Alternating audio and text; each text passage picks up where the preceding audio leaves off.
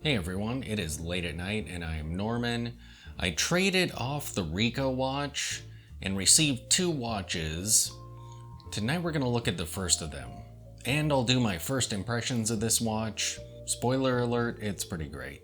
However, we're also going to look at another watch that has very similar aesthetics and thinness.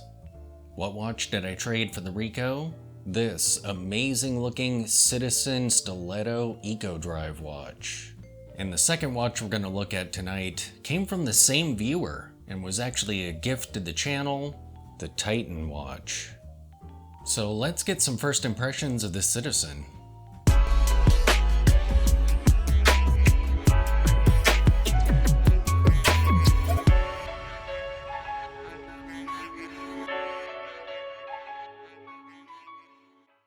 Alright, so here is the Citizen Stiletto. Look at how thin that is. This is an Eco Drive watch. It's been so long since I've had an Eco Drive in my possession. When I was first getting into watches, I owned two of them.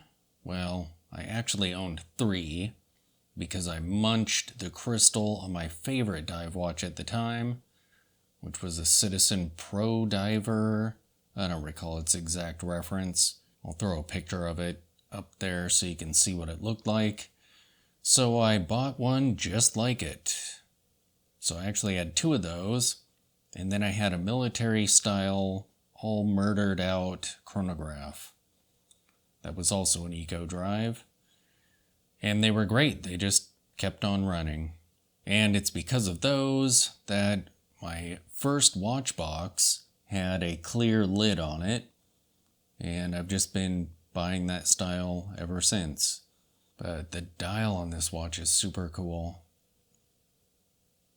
I like how it's kind of Bauhaus-y, but then there's the fancy Roman numerals.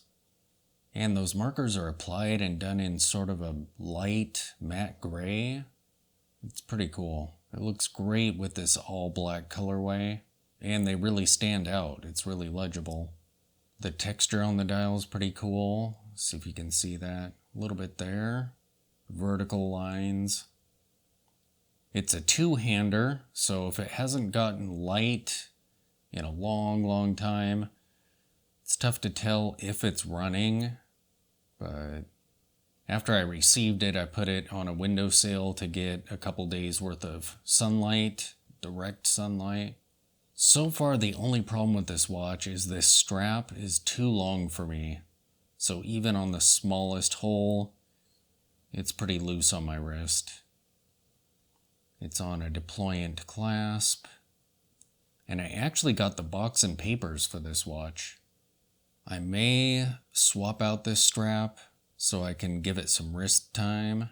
Like I mentioned, this is a trade watch, so I will be putting it up for trade. And it looks strikingly similar to another watch that came in from the same viewer, the watch that I showed you in the intro, the Titan watch. And this watch is even thinner. Now the case on the Titan watch is a little bit smaller than the Citizen.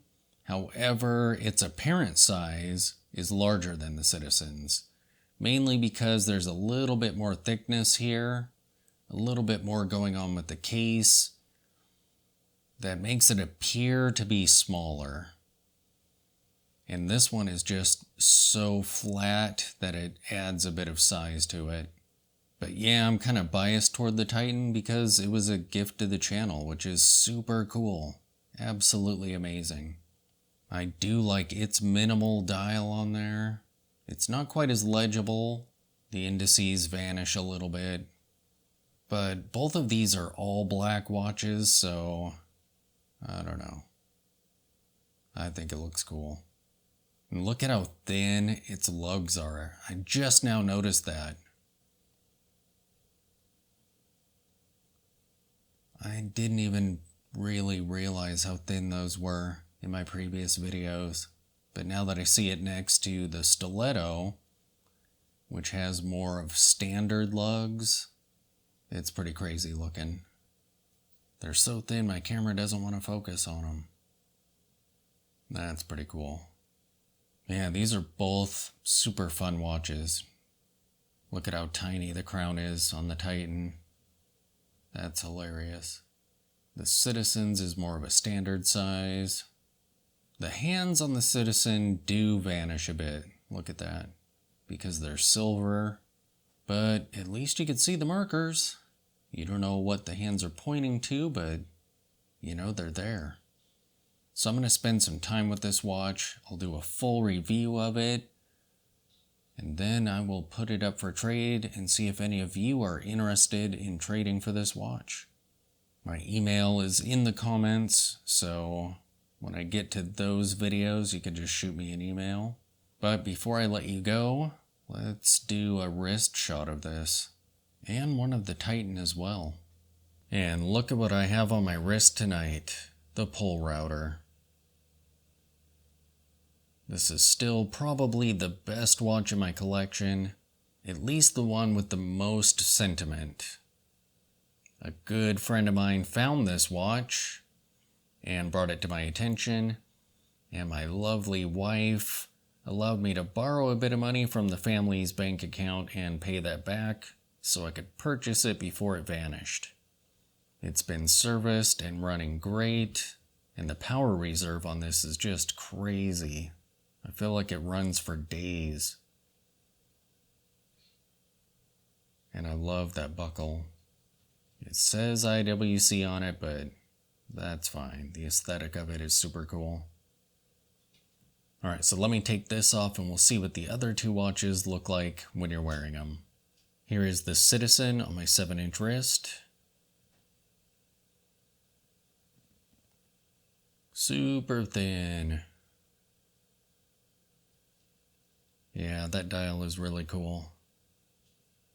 I love that gray. Again, it's really cool to be able to see a stiletto in person. I've seen them online a bunch, but yeah. And here is the Titan on my 7-inch wrist, which is 55 millimeters wide. I took off the deployant clasp because it just didn't quite fit right and it wasn't terribly comfortable. This one here sort of micro adjusted the strap so it fits much better. I may have to get like a nice shell Cordovan strap for this at some point, maybe. We'll see. Lizard might look interesting on it too. Even thinner. That is just craziness.